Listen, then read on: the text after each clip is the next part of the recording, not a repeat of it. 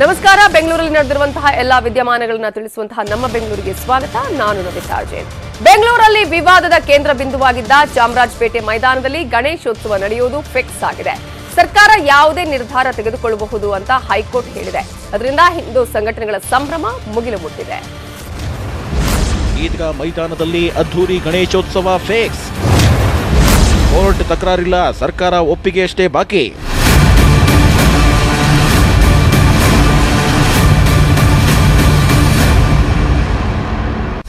ಚಾಮರಾಜಪೇಟೆ ಆಟದ ಮೈದಾನದಲ್ಲಿ ಇತಿಹಾಸದಲ್ಲೇ ಮೊಟ್ಟಮೊದಲ ಬಾರಿಗೆ ಗಣೇಶ ಪ್ರತಿಷ್ಠಾಪನೆಯಾಗಲಿದ್ದಾನೆ. ಹೌದು, ಈದ್ಗಾದಲ್ಲಿ ಗಣೇಶೋತ್ಸವ ನಡೆಸಲು ಹೈಕೋರ್ಟ್ ಗ್ರೀನ್ ಸಿಗ್ನಲ್ ನೀಡಿದೆ. ಅನುಮತಿ ಕೋರಿ ಸಲ್ಲಿಸಿದ ಅರ್ಜಿ ಪರಿಶೀಲಿಸಿದ ನ್ಯಾಯಾಲಯ ಅನುಮತಿ ನೀಡುವ ವಿಚಾರವನ್ನ ಸರ್ಕಾರದ ವಿವೇಚನೆಗೆ ಬಿಟ್ಟಿದೆ. ಸರ್ಕಾರದ ಪರ ವಾದ ಮಂಡಿಸಿದ ಅಡ್ವೊಕೇಟ್ ಜನರಲ್ ಪ್ರಭುಲಿಂಗ ನಾವದಗಿ ಎಲ್ಲಾ ಸಮುದಾಯವನ್ನ ಸಮಾನವಾಗಿ ನೋಡಿ, ಈದ್ಗಾದಲ್ಲಿ ಒಂದು ದಿನದ ಮಟ್ಟಿಗೆ ಗಣೇಶೋತ್ಸವ ಮಾಡ್ತೀವಿ ಅಂತ ಅರ್ಜಿಗಳು ಬರ್ತಿವೆ. ಆ ಅರ್ಜಿಗಳನ್ನು ನಿರ್ಲಕ್ಷಿಸೋಕೆ ಆಗಲ್ಲ. ಆದ್ರಿಂದ ಮಧ್ಯಂತರ ಆದೇಶ ರದ್ದುಗೊಳಿಸಬೇಕು ಅಂತ ಆಗ್ರಹಿಸಿದ್ರು. ವಕ್ಫ್ ಬೋರ್ಡ್ ಪರ ವಾದ ಮಂಡಿಸಿದ ವಕೀಲ ಜಯಕುಮಾರ್ ಪಾಟೀಲ್, ಈದ್ಗಾ ಕಂದಾಯ ಇಲಾಖೆಗೆ ಸೇರಿತು ಅಂತ ಪತ್ರಿಕೆಯಲ್ಲಿ ನೋಟಿಸ್ ನೀಡಲಾಗಿದೆ.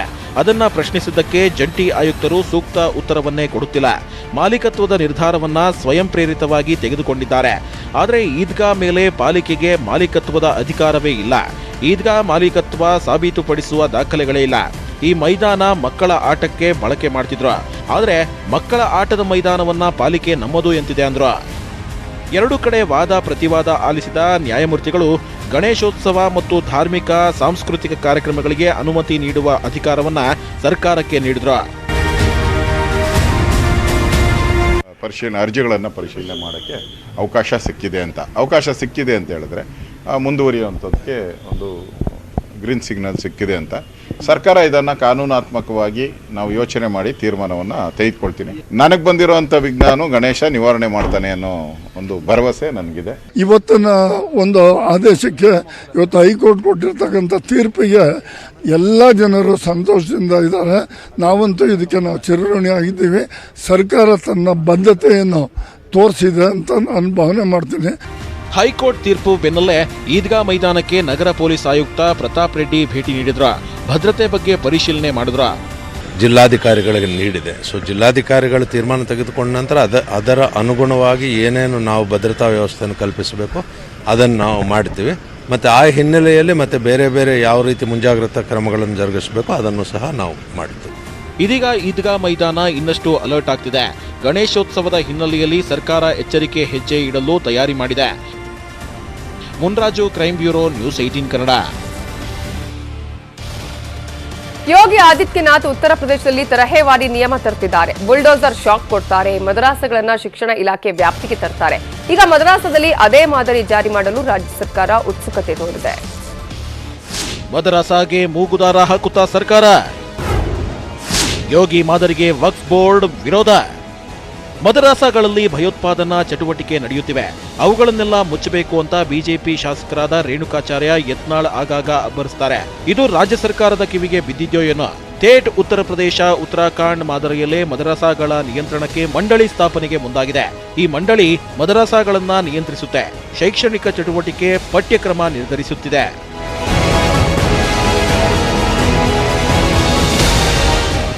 ಮದರಸಾ ಮಂಡಳಿ ರಚನೆಗೆ ಸರ್ಕಾರ ಉತ್ಸುಕತೆ ತೋರಿದ್ರೆ ಮದರಸಾಗಳೆಲ್ಲ ವಕ್ಫ್ ಅಧೀನದಲ್ಲಿದೆ ಅಂತ ಮುಸ್ಲಿಂ ಸಮುದಾಯ ಹೇಳ್ತಿದೆ. ಶೀಘ್ರವೇ ಮಂಡಳಿ ರಚಿಸ್ತೀವಿ ಅಂತ ಸರ್ಕಾರ ಹೇಳಿದ್ರೆ ಅದ್ರ ಬಗ್ಗೆ ನಮಗೇನು ಗೊತ್ತಿಲ್ಲ ಅಂತ ವಕ್ಫ್ ಬೋರ್ಡ್ ಅಧ್ಯಕ್ಷ ಶಫೀಸಾ ಅದಿ ಹೇಳ್ತಿದ್ದಾರೆ. ಮದರಸಾದಲ್ಲಿ ಉತ್ತಮ ಶಿಕ್ಷಣ ಕೊಡಿಸೋಕೆ ಸರ್ಕಾರ ಮುಂದಾಗಿದ್ರೆ ವಕ್ಫ್ ಬೋರ್ಡ್ ಓಕೆ ಅಂತಿದೆ. ಇನ್ನು ಮದರಸಾದಲ್ಲಿ ಇಸ್ಲಾಂ ಧರ್ಮ ನೀತಿ ಬೋಧಿಸಲಾಗ್ತಿದೆ ಅಂತ ಸರ್ಕಾರ ಹೇಳಿದ್ರೆ ನಾವು ದೇಶದ್ರೋಹದ ಪಾಠ ಮಾಡಲ್ಲ ಅಂತ ವಕ್ಫ್ ಬೋರ್ಡ್ ಹೇಳ್ತಿದೆ. ಮದರಸದಲ್ಲಿ ಯಾವ ಥರ ಶಿಕ್ಷಣ ಇರಬೇಕು, ಏನು ಆ ಮಕ್ಕಳು ಫೇವರ್ ಆಗು ಅನ್ನೋಂಥ ಚರ್ಚೆ ಶುರು ಮಾಡಿದ್ದೀವಿ. ಅದಕ್ಕೆ ಒಂದು ಕೂತು ಏನಿರಬೇಕು ಅನ್ನೋಂಥದ್ದು ಯೋಚನೆ ಮಾಡಬೇಕು. ಈ ಮದರಸದಲ್ಲಿ ಏನು ಹೇಳಿದ್ರಲ್ಲ ವಿಧ್ವಂಸಕ ಇದು ಅಂಥದ್ದು ಮದರಸದಲ್ಲಿ ಸಾಧ್ಯನೇ ಇಲ್ಲ. ಅದನ್ನು ಉನ್ನತೀಕರಿಸುವ, ಅದನ್ನು ಆಧುನೀಕರಿಸುವಂತಹ ದೊಡ್ಡ ಜವಾಬ್ದಾರಿ ಸರ್ಕಾರಕ್ಕಿದೆ. ಅದು ಸರ್ಕಾರ ಮಾಡಿದರೆ ಸ್ವಾಗತಾರ್ಹ. ಉತ್ತರ ಪ್ರದೇಶದಂತೆ ಮದರಸಾ ಶಿಕ್ಷಣ ಮಂಡಳಿ ರಚಿಸೋದು ಬಹುತೇಕ ಪಕ್ಕಾಗಿದೆ. ಆದರೆ ವಕ್ಫ್ ಬೋರ್ಡ್ ಅಸಮಾಧಾನ ವ್ಯಕ್ತಪಡಿಸುತ್ತಿದ್ದು ಈ ಜಟಾಪಟಿ ಎಲ್ಲಿಗೆ ಬಂದು ನಿಲ್ಲುತ್ತಾ? ಶರಣು ಹಂಪಿ, ನ್ಯೂಸ್ 18 ಕನ್ನಡ. ಬಿಬಿಎಂಪಿಗೆ ಬೆಂಗಳೂರು ರಸ್ತೆಗಳ ಗುಂಡಿ ಮುಚ್ಚೋಕೆ ಪುರುಸುತ್ತಿಲ್ಲ. ಹೈಕೋರ್ಟ್ ಚಾಟಿ ಬೀಸಿದ್ರೂ ಬಿಬಿಎಂಪಿಗೆ ಬಿಸಿ ಮುಟ್ತಿಲ್ಲ. ಮೊನ್ನೆಯಷ್ಟೇ ಸುಪ್ರೀತ್ ಅನ್ನೋರು ಗುಂಡಿಗೆ ಬಿದ್ದು ಉಸಿರು ಚೆಲ್ಲಿದ್ರು. ಈಗ ಅಂಥದ್ದೇ ಮತ್ತೊಂದು ಘಟನೆ ಬೆಂಗಳೂರಲ್ಲಿ ನಡೆದಿದೆ. ಡಬಲ್ ಗುಂಡಿಗೆ ಇದ್ರೆ ಮಾತ್ರ ರಸ್ತೆಗಿಳಿಯಿರಿ. ಗುಂಡಿಯಿಂದ ಸ್ಕಿಡ್ ಆಗಿ ಬಿದ್ಲು ಯುವತಿ.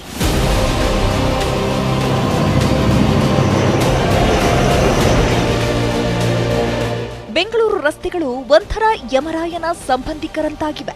ರಸ್ತೆಗಳಲ್ಲಿ ಬಿದ್ದ ಗುಂಡಿಗಳು ಒಂದು ಸವಾರನನ್ನ ಬಲಿ ಪಡೆಯುತ್ತವೆ, ಇಲ್ಲವೇ ಆಸ್ಪತ್ರೆಗೆ ಸೇರಿಸುತ್ತವೆ. ಆಗಸ್ಟ್ 18ಕ್ಕೆ ಹೇರೋಹಳ್ಳಿಯಲ್ಲಿ ಗುಂಡಿಗೆ ಬಿದ್ದು ಸುಪ್ರೀತ್ ಅನ್ನೋರು ಜೀವ ಬಿಟ್ರು. ಆ ಘಟನೆ ಮರೆಯೋ ಮುನ್ನವೇ ಸ್ಕೂಟಿ ಓಡಿಸುತ್ತಿದ್ದ ಯುವತಿ ಗುಂಡಿಯಿಂದ ಸ್ಕಿಡ್ ಆಗಿ ಬಿದ್ದಿದ್ದಾಳೆ.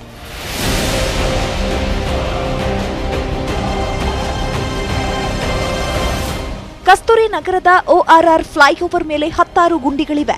ಇವತ್ತು ಅದೇ ಫ್ಲೈಓವರ್ ಮೇಲೆ ಬರ್ತಿದ್ದ ಯುವತಿ ಗುಂಡಿಯಿಂದ ಸ್ಕಿಡ್ ಆಗಿ ಬಿದ್ದಿದ್ದಾಳೆ. ಹಿಂಬದಿ ಬರ್ತಿದ್ದ ವಾಹನ ಚಾಲಕರ ಸಮಯ ಪ್ರಜ್ಞೆಯಿಂದ ಈ ಬಡಜೀವ ಬದುಕಿಯುಳಿದಿದೆ. ಆ ಭಯಾನಕ ದೃಶ್ಯಗಳು ಕಾರೊಂದರ ಡ್ಯಾಶ್ ಕ್ಯಾಮ್ನಲ್ಲಿ ಸೆರೆಯಾಗಿದೆ. ಆದರೆ ಪ್ರತಿದಿನ ಈ ರಸ್ತೆಯಲ್ಲಿ ಅಪಘಾತಗಳಾಗ್ತಾನೆ ಇದೆ. ಬಿಬಿಎಂಪಿ ಅಧಿಕಾರಿಗಳ ನಿರ್ಲಕ್ಷ್ಯ ಎದ್ದು ಕಾಣ್ತದೆ. ಈ ರಸ್ತೆಯನ್ನು ಯಾವತ್ತೂ ಕೂಡ ಅವ್ರ ಪ್ರಯತ್ನ ಕೂಡ ಪಟ್ಟಿಲ್ಲ. ಬ್ರಿಡ್ಜ್ ಹತ್ತಿ ನೀವು ಟಿನ್ ಫ್ಯಾಕ್ಟ್ರಿ ಹೋಗೋದೇ ಬೇಡ, ಅಲ್ಲಿವರೆಗೂ ಒಂದು 100 ಇದೆ. 2 ವೀಲರ್ಗಳು ಬೀಳೋದು ಕಾಮನ್ ಈ ರೋಡಲ್ಲಿ, ಬೀಳ್ತಾ ಇರ್ತಾರೆ. ನಾನೇ ಕಣ್ಣಾರೆ ನೋಡಿದ್ದೇನೆ.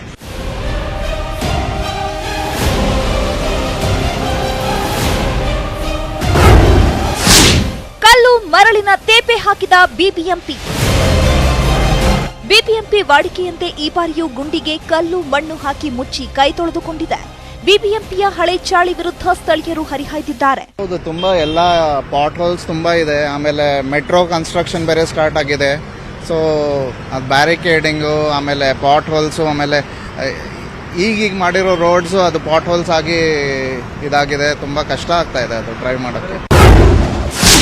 ಮಳೆಯಿಂದ ಗುಂಡಿ ಮುಚ್ಚೋಕೆ ಆಗ್ತಿಲ್ವಂತೆ. ನಾವು ಮೇ ತಿಂಗಳಲ್ಲೇ 20,000 ರಸ್ತೆ ಗುಂಡಿ ಮುಚ್ಚಿದ್ದೇವೆ. ಆದ್ರೇನ್ ಮಾಡೋದು, ಮಳೆಯಿಂದ ಸರಿಯಾಗಿ ಕೆಲಸ ಆಗ್ತಿಲ್ಲ. ಇನ್ಮುಂದೆ ಕೋಲ್ಡ್ ಮಿಕ್ಸ್ ಅಳವಡಿಸ್ತೀವಿ. ನಾಳೆನೆ 40 ಲೋಡ್ ಡಾಂಬರ್ ಮಿಕ್ಸ್ ವ್ಯವಸ್ಥೆ ಆಗ್ತಿದೆ ಅಂತ ಬಿಬಿಎಂಪಿ ಹೇಳ್ತಿದೆ. ಮಳೆ ಜಾಸ್ತಿಯಾಗಿ ಪಾಟ್ ಹೋಲ್ ಸಂಖ್ಯೆ ಜಾಸ್ತಿಯಾಗಿ, ಎರಡನೇದಾಗಿ ಅದನ್ನು ತುಂಬಲಕ್ಕೆ ಹೋದಾಗ ಅದನ್ನು ನಮ್ಮ ಬ್ಯಾಚ್ ಮಿಕ್ಸ್ ಪ್ಲಾಂಟ್ ಬಿಸಿ ಮಾಡಿ ಇಟ್ಟರೆ ಮಳೆ ಬಂದ್ಬಿಡುತ್ತೆ. ಅದಕ್ಕೆ ಸ್ವಲ್ಪ ಕಷ್ಟ ಉಂಟಾಗ್ತಾ ಇದೆ. ವೆದರ್ ಸರಿ ಇದ್ದರೆ ಅದನ್ನು 40 ಲೋಡ್ ಹಾಕಿಕೊಂಡು ನಾವು ಕೆಲಸ ಮಾಡ್ತೀವಿ ಅಂತ ಹೇಳಿದ್ವಿ. ಸಾಲು ಸಾಲು ಪ್ರಾಣ ಹೋದ್ರೂ ಬಿಬಿಎಂಪಿ ಅಧಿಕಾರಿಗಳು ಮಾತ್ರ ಇವೆಲ್ಲ ಕಾಮನ್ ಎಂಬಂತೆ ನಡೆದುಕೊಳ್ತಿದ್ದಾರೆ. ಆಶಿಕ್ ಮುಲ್ಕಿ, ನ್ಯೂಸ್ 18 ಕನ್ನಡ, ಬೆಂಗಳೂರು. ಸದಾ ವಿವಾದದಲ್ಲಿ ಸಿಲುಕೋ ಬಿಡಿಎಗೆ ಸುಪ್ರೀಂ ಕೋರ್ಟ್ ಚಾಟಿ ಬೀಸಿದೆ. ಬೇಕಾಬಿಟ್ಟಿ ಸೈಟ್ ಹಂಚಿದ್ದಕ್ಕೆ ಬಿಡಿಎ ಆಯುಕ್ತರನ್ನ ವರ್ಗಾವಣೆ ಮಾಡಲು ಸೂಚಿಸಲಾಗಿದೆ. ಇದೇ ವಿಚಾರಕ್ಕೆ ರಾಜಕೀಯ ಕೆಸರೆರಚಾಟ ಶುರುವಾಗಿದೆ. ಗಣ್ಯರಿಗೆ ದುಬಾರಿ ಬೆಲೆಯ ಬಿಡಿಎ ಸೈಟ್ ಭಾಗ್ಯ. ಸುಪ್ರೀಂ ಕೋರ್ಟ್ ಚಾಟಿ, ಅಧಿಕಾರಿಗಳಿಗೆ ಭೀತಿ. ಬಿಡಿಎ ಅದೆಷ್ಟೇ ತೊಳೆದ್ರೂ ಕ್ಲೀನ್ ಆಗ್ತಿಲ್ಲ. ಸದಾ ಒಂದಿಲ್ಲೊಂದು ವಿವಾದದಲ್ಲೋ ಹಗರಣದ ರಾಡಿಯಲ್ಲೋ ಬಿದ್ದು ಕಲೆ ಅಂಟಿಸಿಕೊಳ್ಳುತ್ತೆ. ಇದೀಗ ಸುಪ್ರೀಂ ಕೋರ್ಟ್ ಕೂಡ ಬಿಡಿಎಗೆ ಚಾಟಿ ಬೀಸಿದೆ. ಆರಗ ಜ್ಞಾನೇಂದ್ರ ಸೇರಿ 4 ದುಬಾರಿ ಸೈಟ್ ಹಂಚಿದ್ದಕ್ಕೆ ಬಿಡಿಎ ಆಯುಕ್ತ ರಾಜೇಶ್ ಗೌಡ ವರ್ಗಾವಣೆಗೆ ನಿರ್ದೇಶನ ಕೊಟ್ಟಿದೆ. ಬಿಡಿಎ ಬದಲಿ ಸೈಟ್ ಹಂಚಿಕೆ ಗೋಲ್ಮಾಲ್ ನಡೆದಿದ್ದಂತೆ. ಗೋಲ್ಮಾಲ್ ಬಗ್ಗೆ ಸುಪ್ರೀಂಗೆ ಅರ್ಜಿ ಸಲ್ಲಿಸಲಾಗಿತ್ತು. ಮೊದಲು HSR ಲೇಔಟ್ನಲ್ಲಿ ಸೈಟ್ ಹಂಚಲಾಗಿತ್ತು. ಸೈಟ್ ಹಂಚಿಕೆ ಬಗ್ಗೆ 2021 ಅಕ್ಟೋಬರ್ ಅಲ್ಲಿ ಸುಪ್ರೀಂ ತೀರ್ಪು ಕೊಟ್ಟಿತ್ತು. ಆದರೆ ಹರಾಜಿನ ಬದಲು ಬೇಕಾಬಿಟ್ಟಿ ನಿವೇಶನ ಹಂಚಿಕೆ ಮಾಡಲಾಗಿತ್ತು. ಆರಗ ಜ್ಞಾನೇಂದ್ರ ಸೇರಿ 4 RMA ಎಕ್ಸ್ಟೆನ್ಷನ್ನಲ್ಲಿ ಹೊಸದಾಗಿ 4 ಸೈಟ್ ಹಂಚಲಾಗಿತ್ತು. ಬಳಿಕ ಆದೇಶ ಮಾರ್ಪಡಿಸಲು ಬಿಡಿಎ ಮನವಿ ಮಾಡಿತ್ತು. ಸುಪ್ರೀಂ ಕೋರ್ಟ್ ಹರಾಜಿನ ಮೂಲಕ ಸೈಟ್ ಹಂಚಲು ಸೂಚಿಸಿತ್ತು. ಆದರೆ ಆದೇಶ ಪಾಲಿಸದಿದ್ದಕ್ಕೆ ಬಿಡಿಎ ಆಯುಕ್ತರ ವರ್ಗಾವಣೆಗೆ ಸುಪ್ರೀಂ ಸೂಚನೆ ಕೊಟ್ಟಿದೆ.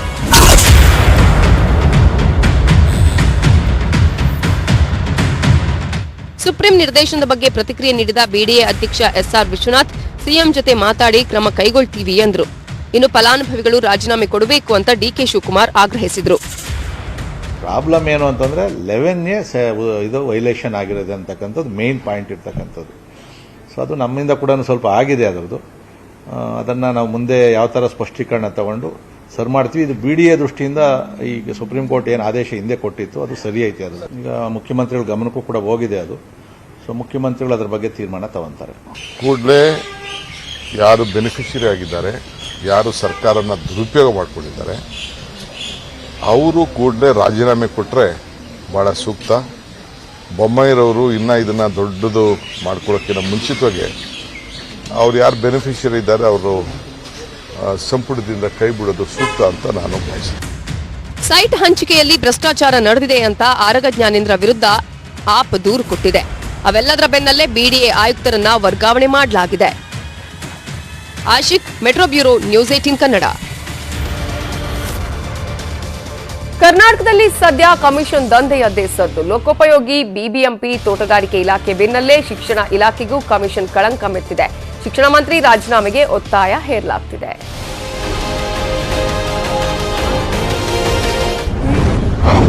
ಶಿಕ್ಷಣ ಇಲಾಖೆಯಲ್ಲೂ 50% ಕಮಿಷನ್ ಭೂತ.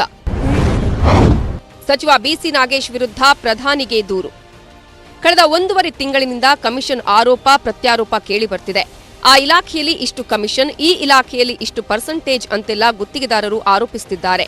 ಆದರೆ ಶಿಕ್ಷಣ ಇಲಾಖೆಯಲ್ಲೂ 50ರಷ್ಟು ಕಮಿಷನ್ ದಂಧೆ ನಡೀತಾ ಇದೆ ಅಂತ ಖಾಸಗಿ ಶಾಲಾ ಆಡಳಿತ ಮಂಡಳಿ ರುಪ್ಸಾ ಗಂಭೀರ ಆರೋಪ ಮಾಡಿದೆ. ಬಿಸಿ ನಾಗೇಶ್ ಶಿಕ್ಷಣ ಸಚಿವರಾದ ಬಳಿಕ ಇಲಾಖೆಯಲ್ಲಿ ಭ್ರಷ್ಟಾಚಾರ ಹೆಚ್ಚಾಗಿದೆ ಅಂತ ರುಪ್ಸಾ ಅಧ್ಯಕ್ಷರು ಆರೋಪ ಮಾಡಿದ್ದಾರೆ. ಪ್ರಧಾನಿ ಮೋದಿಗೂ ಭ್ರಷ್ಟಾಚಾರದ ಬಗ್ಗೆ ಪತ್ರ ಬರೀತಾರಂತೆ.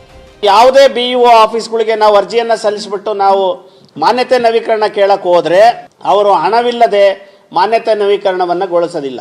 ಲಂಚ ಪಡಿಬೇಕು ಅಂತಾನೆ, ಲಂಚ ಫಿಕ್ಸ್ ಮಾಡಬೇಕು ಅಂತಾನೆ ಹೊಸ ಮಾರ್ಗನ ಸೃಷ್ಟಿ ಮಾಡ್ಕೊಂಡಿದ್ದಾರೆ ಈಗ 2 ವರ್ಷದಿಂದ.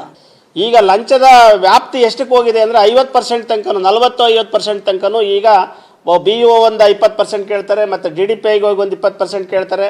ಸೊ ಈಗ ಅವ್ರಿಗೆ ಕೊಟ್ಟು ನಾವು ತಗೊಳ್ಳೋದ್ರ ಬದಲು RT ಶುಲ್ಕನೇ ನಾವು ತಗೋಬಾರ್ದು ಅಂತ ನಿರ್ಧಾರ ಆಗಿದೆ. ಶಾಲೆ ಮಾನ್ಯತೆ ನವೀಕರಣಕ್ಕೆ ಲಕ್ಷ ಲಂಚ ಕೊಡಬೇಕಂತೆ. ಲಂಚ ಪಡಿಬೇಕು ಅಂತಾನೆ ಹೊಸ ಮಾರ್ಗಗಳನ್ನು ಹುಡುಕಿದ್ದಾರಂತೆ.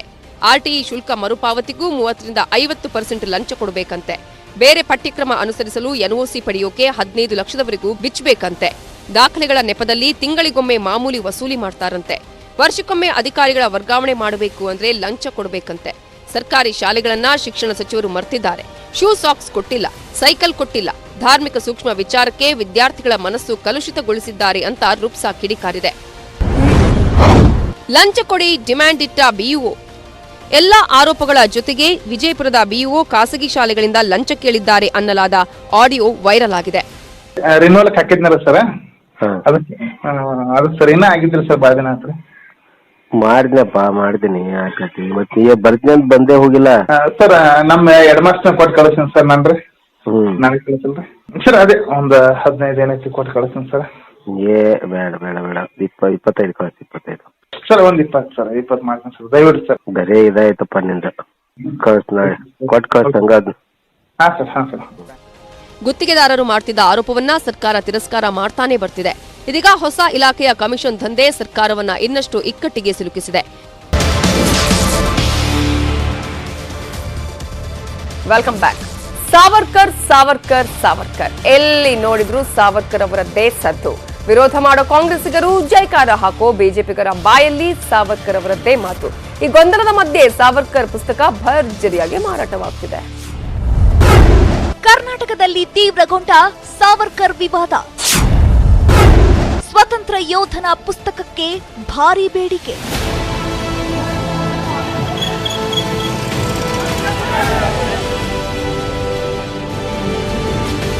ವೀರ ಸಾವರ್ಕರ್ ಕರ್ನಾಟಕದಲ್ಲಿ ಸಖತ್ ಸದ್ದು ಮಾಡುತ್ತಿದ್ದಾರೆ. ಅವರು ಸ್ವಾತಂತ್ರ್ಯ ಹೋರಾಟಗಾರನೇ ಅಲ್ಲ, ಕ್ಷಮಾಪಣೆ ಪತ್ರ ಬರೆದವರು ಅಂತ ಕಾಂಗ್ರೆಸ್ ಕಿಡಿಕಾರ್ತಿದೆ. ಆದರೆ ಬಿಜೆಪಿ ನಾಯಕರು ಮಾತ್ರ ಸಾವರ್ಕರ್ಗೆ ಜೈಕಾರ ಹಾಕಿದ್ದೇ ಹಾಕಿದ್ದು. ಇದೇ ಗೊಂದಲದ ಮಧ್ಯೆ ವೀರ ಸಾವರ್ಕರ್ ಪುಸ್ತಕಕ್ಕೆ ಭಾರೀ ಬೇಡಿಕೆ ಬಂದಿದೆ. ಆಗಸ್ಟ್ 23ರಿಂದ ದಿನಕ್ಕೆ 20,000 ಪುಸ್ತಕ ಹಂಚಲಾಗ್ತಿದೆ. ಯುವ ಬ್ರಿಗೇಡ್ ಕಾರ್ಯಕರ್ತರು ರಾಜಾಜಿನಗರದಿಂದ ಬಸ್ಗಳ ಮೂಲಕ 40 ಪುಸ್ತಕ ಕಳಿಸಿದ್ದಾರೆ. ಜನರು ₹6 ಬೆಲೆಯ ಪುಸ್ತಕವನ್ನು ಆರ್ಡರ್ ಮಾಡಿ ತರಿಸಿಕೊಳ್ತಿದ್ದಾರೆ. ಬೆಂಗಳೂರಿನಲ್ಲಿ 12,000 ಪುಸ್ತಕ ಮಾರಾಟವಾಗಿದೆ. ಮಂಗಳೂರಿನಿಂದ 5,000, ಧಾರವಾಡದಿಂದ 2,000, ಶಿವಮೊಗ್ಗದಿಂದ 1,300, ಕಲಬುರಗಿಯಿಂದ 1,000, ಕೋಲಾರದಿಂದ 500 ಪುಸ್ತಕಗಳನ್ನ ಆರ್ಡರ್ ಮಾಡಲಾಗಿದೆ. ಒಂದು 40,000 ಬುಕ್ ಪ್ರಿಂಟ್ ಆಗಿ ಬಂದಿದೆ. ಅದನ್ನ ಡಿಸ್ಟ್ರಿಬ್ಯೂಟ್ ಮಾಡಿದೀವಿ ಎಲ್ಲ ರಾಜ್ಯಾದ್ಯಂತ. ಇವತ್ತು ಕೂಡ ಇನ್ನೊಂದು 25,000 ಬುಕ್ ಸಂಜೆ ಬರೋದಿದೆ. ಒಟ್ಟು ಇದುವರೆಗೂ 1 ಲಕ್ಷದ ಬುಕ್ ನಮ್ಗೆ ಆರ್ಡರ್ ಬಂದಿದೆ. ಫೋನ್ ನಿರಂತರವಾಗಿ ಬರ್ತಾ ಇದೆ. ನಮ್ಮ ಕಾರ್ಯಕರ್ತರು ಅದನ್ನು ರಿಸೀವ್ ಮಾಡ್ತಾ ಇದ್ದಾರೆ. ಎಲ್ಲೆಲ್ಲಿಗೆ ಅಂತ ಅವರು ನೋಟ್ ಮಾಡ್ಕೋತಿದ್ದಾರೆ.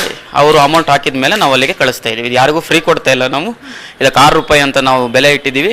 ಸಾವರ್ಕರ್ ಪುಸ್ತಕಕ್ಕೆ ಭಾರಿ ಬೇಡಿಕೆ ಇದ್ದು ಅಗತ್ಯಕ್ಕೆ ತಕ್ಕಂತೆ ಪುಸ್ತಕ ಪ್ರಿಂಟ್ ಮಾಡಲಾಗ್ತಿದೆ.